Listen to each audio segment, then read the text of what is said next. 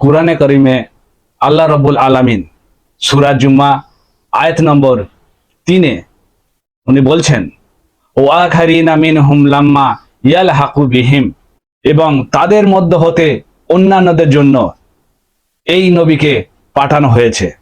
এই নুক্তাটা বোঝার আছে, তাদের মধ্য হতে অন্যান্যদের জন্য, সকলের জন্য নয়। তাদের সকলের জন্য এই কথা বলছেন আল্লাহ পাক। আল্লাহ পাক বলছেন তাদের মধ্য হতে অন্যান্যদের জন্য এই রসুলকে পাঠানো হয়েছে, যারা এখনো তাদের সঙ্গে মিলিত হয়নি, কিন্তু তারা ভবিষ্যতে আসবে। আল্লাহ মহা পরাক্রমশালী, মহাবিজ্ঞানী। এই আয়াতটি যখন অবতীর্ণ হয়, সাহাবা একরাম বুঝতে পারেনি কাদের কথা বলছেন আল্লাহ রব্বুল আলামিন। তো হযরত আবু হুরায়রা রাদিয়াল্লাহু আনহু উনি বর্ণনা করেছেন, উনি বলছেন এই সূরা জুম্মা আয়াতটি যখন অবতীর্ণ হয়, আমাদেরকে আল্লাহ নবী পাঠ করে শোনালেন। আমরা আরজ করলাম, ইয়া রাসূলুল্লাহ সাল্লাল্লাহু আলাইহি সাল্লাম, তারা কারা?